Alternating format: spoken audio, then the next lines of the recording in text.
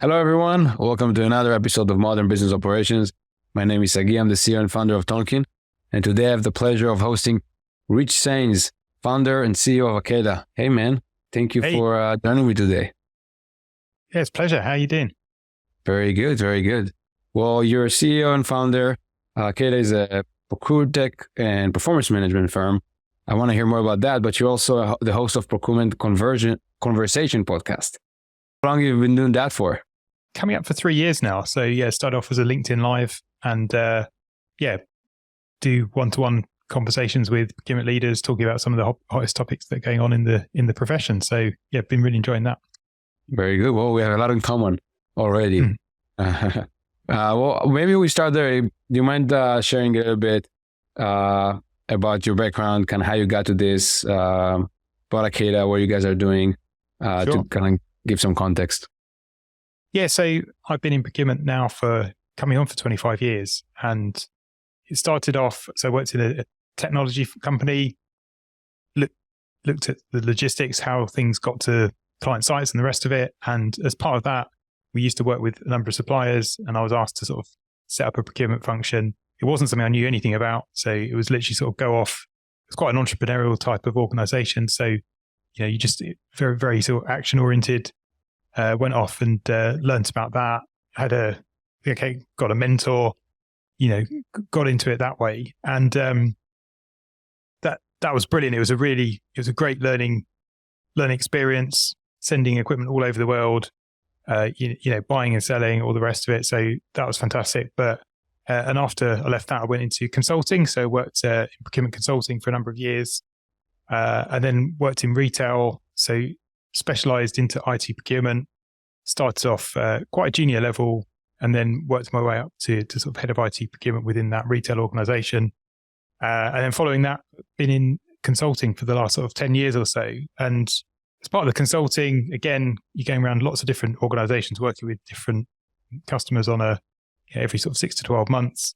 And you see a lot of similar challenges that these organizations have. So it's always IT procurement, usually indirect, and then sort of fast moving industries. So needing to get stuff done, not always a lot of time for things like RFPs and the rest of it. So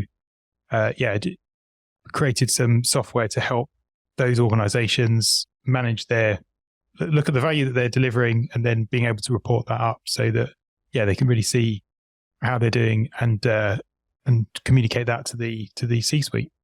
So you moved from consulting to then in-house, and now to a vendor side.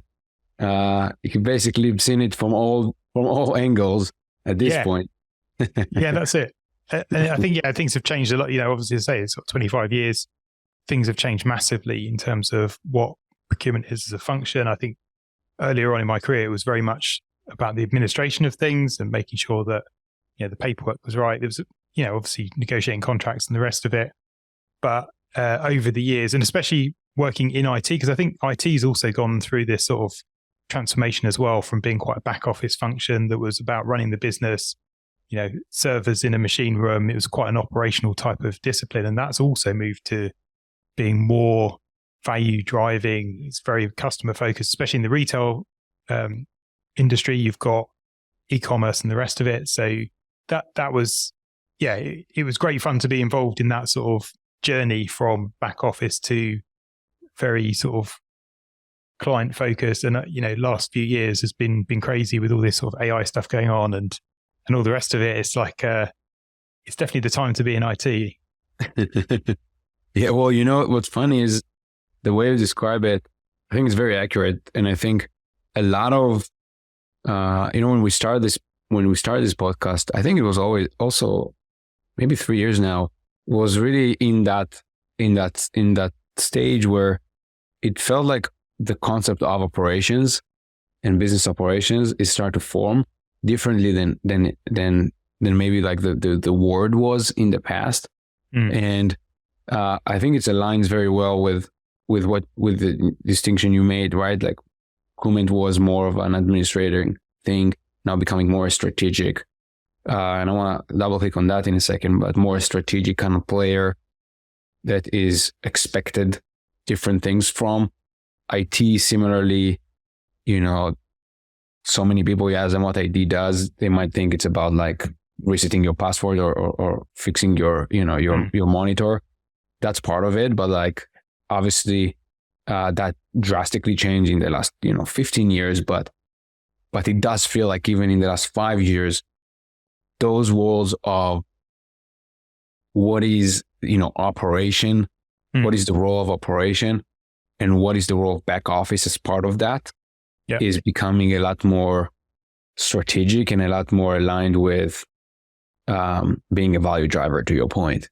I wonder a lot about what is the the chicken and an egg thing when it comes to the AI and the more advanced technologies.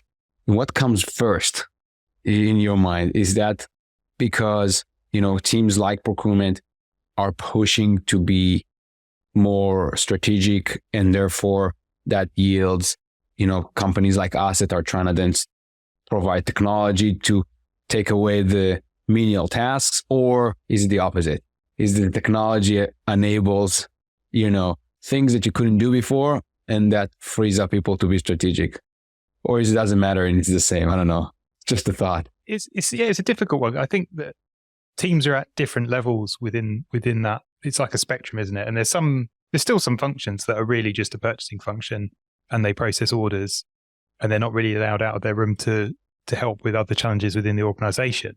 And you go to the other end of the spectrum, and there's very strategic procurement teams that they don't do anything to do with administration, and literally all they do is work with the business to help them to generate value, solve problems, and they work at that very, very strategic end. And I guess it's probably the ones in the middle where they do a bit of the strategic stuff, but they're held back by the fact they still got to do some of this tactical and operational stuff. And I think those are the ones where they really get the value out of products like your products, where they can use that to free up that time and focus more. I think we looked at it a little while back, and I think there was some stat, or I don't know whether it was a particular prospect or client we're working with, but it was like 90% of activity was tactical, and then 10% was strategic. And you're like, if you could just free up that 90%, then you're literally able to do 10 times more strategic work than you could do before. And that is infinitely more valuable to your organization than pushing some paper. That's the sort of thing that will, if it's not been automated already, it will be automated. And or it's just stuff that you don't really need to be doing. You don't, if you're involved at the front end, you don't then need to be going. So if you're checking a PO and someone's like not raised the PO right, or they've done a PO and it's with a vendor and you don't know anything about it, it's too late, because it's probably being used to pay the invoice. So you've sort of missed your opportunity there.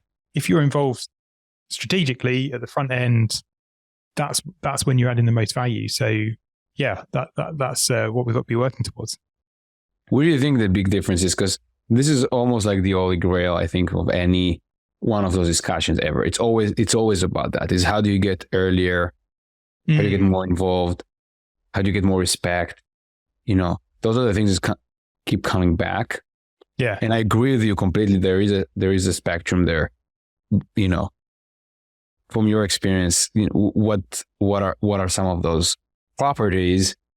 Is it more culture? Is it more industry specific? Like, why are some able to kind of move to that side of more strategic, while others are stuck?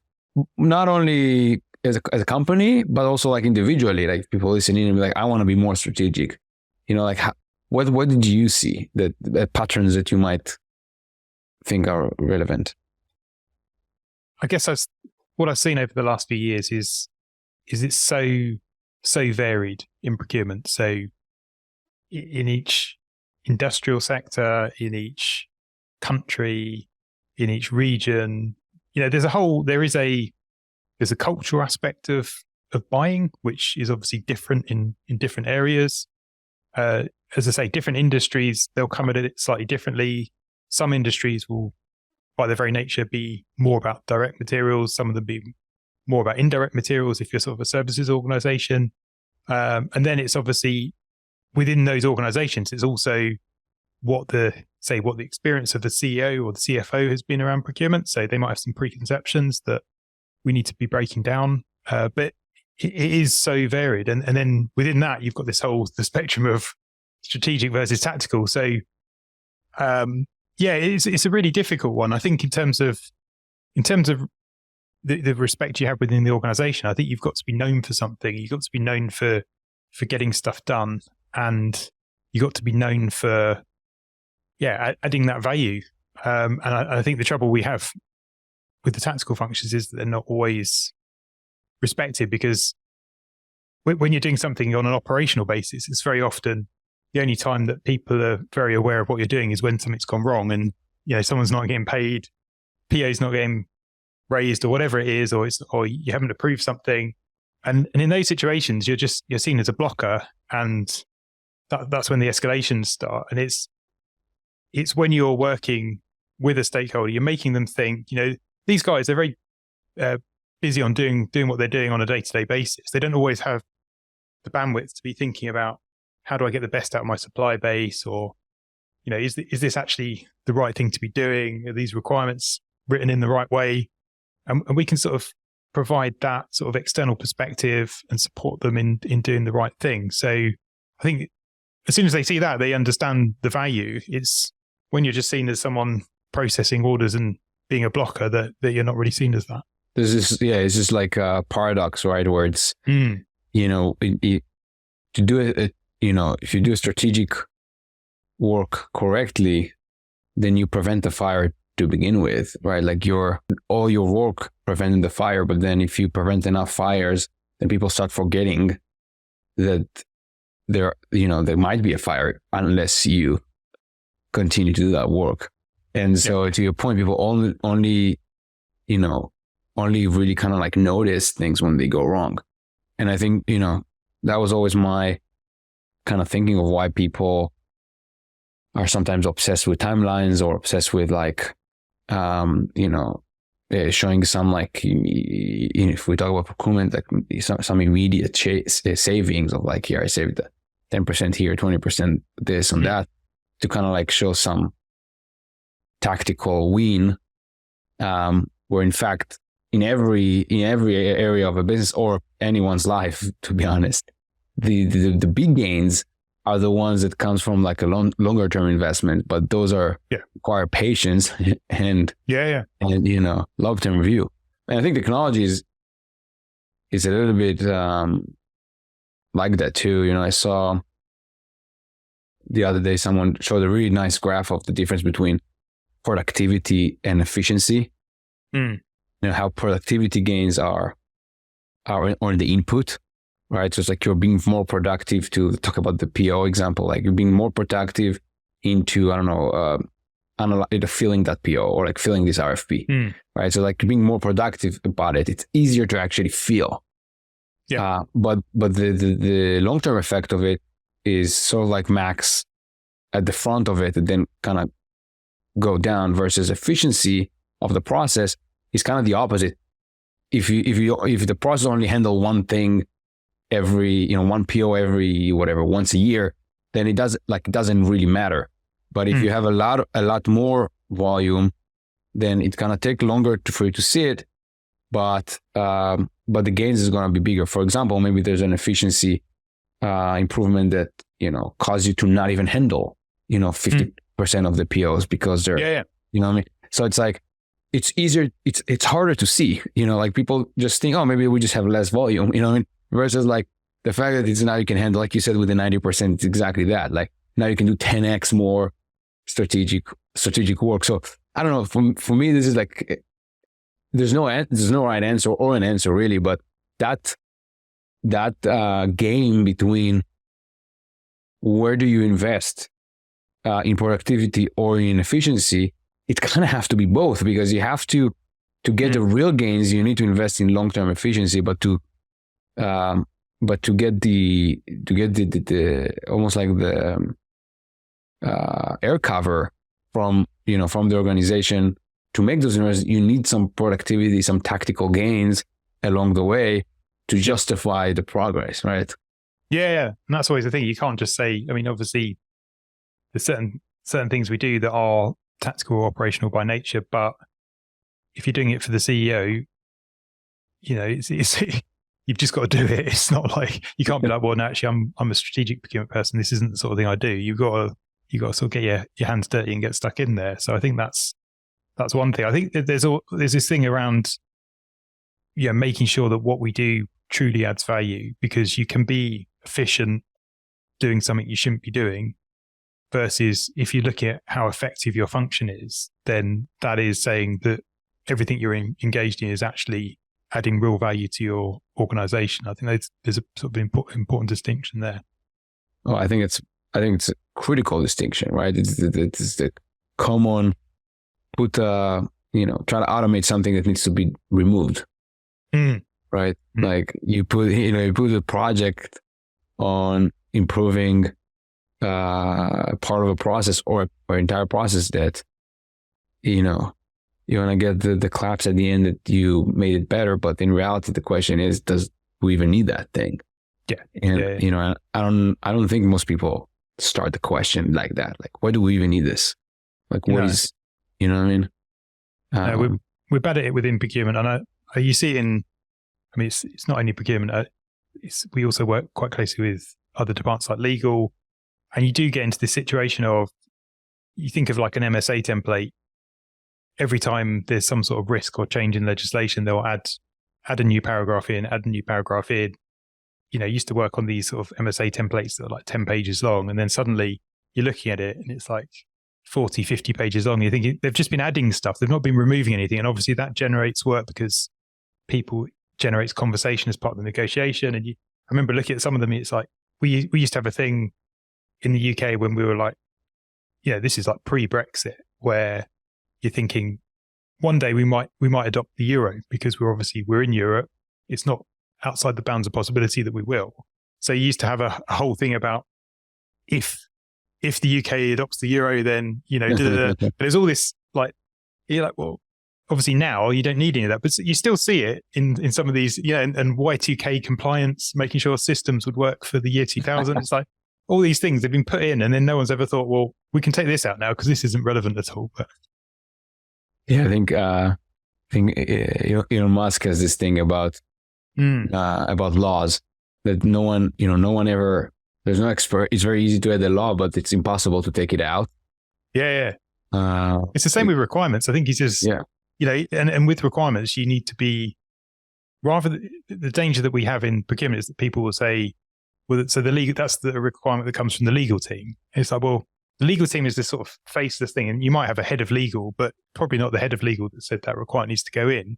So if you have a name of the person who's input that requirement, then you can go back to them and say, is this quite right? Because actually, it's probably not something that we need to have in here, or it's not drafted in the right way or whatever, but at least you can have that one-to-one dialogue with them. Yeah, I think that's another one I've heard him say. He's got some good ideas around some of this sort of process. Yeah, I agree. I love that thing. One thing I was trying to do is combine those two concepts that he had with the, kind of like who's the owner of a requirement, and so like delete before you automate, with the idea of laws needs to have expiration date, that you basically need to revote on them. And I think if you combine the two, that actually becomes really powerful, especially in processes like procurement and legal and other internal processes where, okay, someone has a requirement, just put like, in tech and engineering, you can go time to leave, right? Like TTL, like put a expiration date on it. Even if it's 5 years from now, doesn't matter. At least there is a point in time in which someone needs to then reevaluate. Is this still needed? Because if not, it just goes away. Like somehow, kind of like a kill switch that just takes it away. So it's not trivial to do, but those are the methodologies that I think, especially with the way things feel like they are changing faster than the past. I think it's very critical business wise for companies to be able to move faster. Like, this is a cliche, almost like, move in the speed of business type of thing. But really, this is, I think, have become like a much more painful situation because otherwise, and this is what I've been talking to people in this podcast and otherwise, and like with the AI thing, maybe we can talk a little bit about that. It's like those existential events that are not necessarily even real, but they just make people ask the question, is this existential? You know what I mean? And that is always the best opportunity to, you know, put everything on the table. You know, the joke of, why do you need, if you have an AI that creates an RFP and AI that reads the RFP, why do you need an RFP? You know what I mean? Is that even the right format? If there's just two machines talking to each other, maybe there's a better format. You know, just like those type of things are always like super intriguing to me. Yeah, totally. Yeah. I mean, the RFP is coming for quite a lot of stick recently. Well, over the last few years anyway, about whether it's fast enough for business, because they typically take a long time.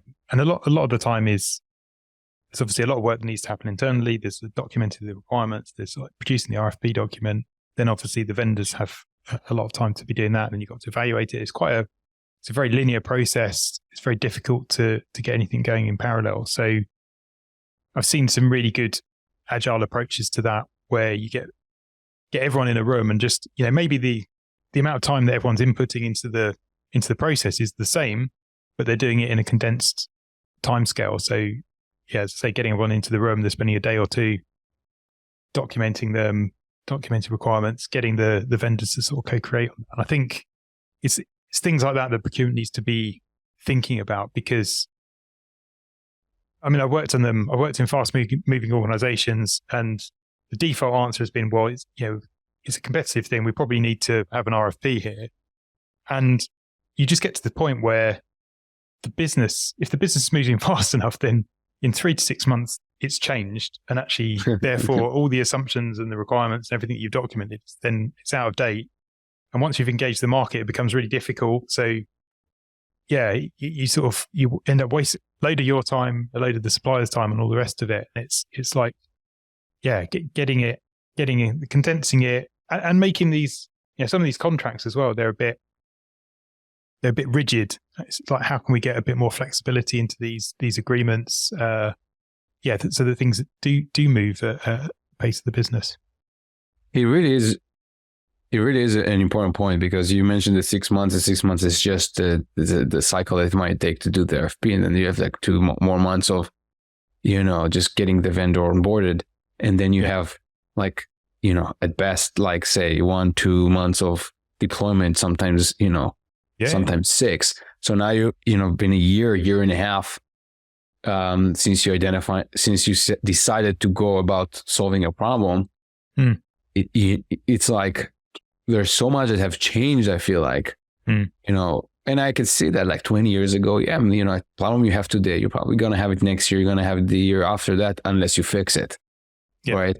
But like, is that still true today? And it's fascinating, because some of the risk that you're taking or that you're trying to avoid is also derived from that same problem, that the assumption is you're gonna, whatever you do, literally any supplier you bring in, unless it's like commodity, you know, like a small transactional thing, but any supplier that you kind of like on board, you make a decision that is heavier because it's like for like 20 years. You know, because like the sentiment is, oh, this is something, you know, if we're doing all this, you know, it will be for 20 years. The reality of it is, it's not even about the supplier or the solution or service that you're getting, is that the environment might be completely different in 3-4 years. Yeah. And so I'm intrigued to see what innovation is going to come out of methodology wise too, not only technology, but like what innovation is going to come up with, creating different avenue. You know what I mean? You know, that rigid avenue, you know, still has a place for the long-term investment stuff. Yeah. But being better at understanding that, you know, something I've been saying for years now, is that, and I was talking about operation teams a lot of times, but I'm again realizing more and more that it is true for process owners, whatever they are, that they're really a product people. They just don't know it yet. You know what I mean? Because if you think about a product leader or product manager, like what is their job? Is to kind of understand like what is the user stories, like what is the business pain, what is the business value, come up with a solution, and then a way to prioritize risk versus urgency versus cost. Yeah.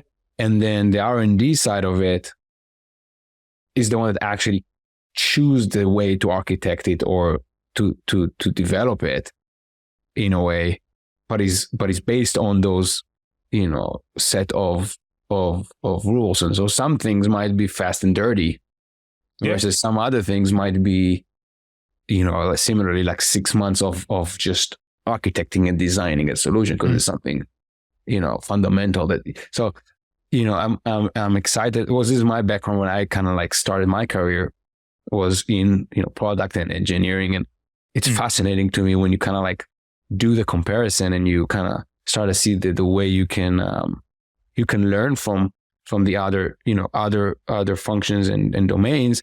And see it is truly all the same. It's truly just people trying to solve people problems of working with other people. 100%. Yeah. And I've spoken before about stakeholder experience as a product. So having a product manager who looks at your stakeholder perception and interaction with procurement, I think that's it's a fantastic lens to put on it, because it's so often an afterthought, and actually everything we do should be in the sort of the service and the value of the stakeholders. So yeah, really agree with that. But you're totally right. There's so many now other disciplines that we can go and borrow concepts from, and I've worked with some fantastic product people over the time, and they're really good at running RFPs because they're used to just like documenting a load of requirements, going out to the sort of the stakeholders within their organization, prioritizing them, and then ranking what they need to be working on. And all, the thing that, sometimes they do deal with suppliers as well, but the only thing that's sometimes missing is that they then go and brief the supplier and get the supplier to come back with an RFP. So we've always talked about this sort of talent war within procurement. And I think, people like product managers would be fantastic to bring into the profession. Yeah. And then, that crossover for a lot of people is an opportunity. Someone might be, a very good product manager, but there's no path for them, maybe to grow as big as they want. They jump to one of those other departments doing the same type of work that they're good at, but like for a completely different, reason.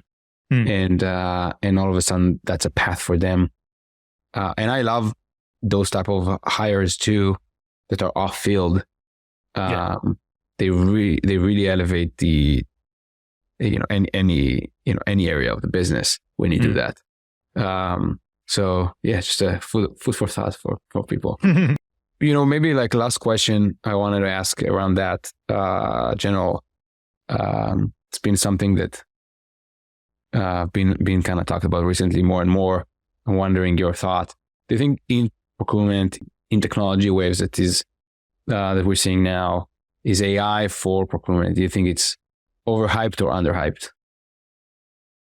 I think it's overhyped at the moment. I think, there's this sort of expectation gap. And we see it, as I say, I've been in IT procurement for like 20, 25 years.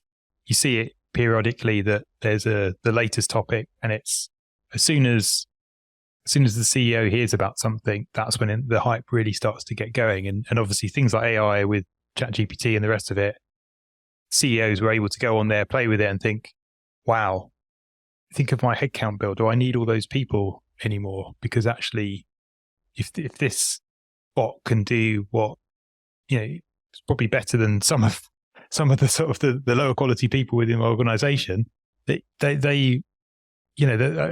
be the thought process that's going on there. And then immediately it's to the CIO, right? How can we get going on this and do something about it? And so you do get this hype, but then I think the issue we've got within procurement is that we are still a little bit behind the times in terms of systemizing the function.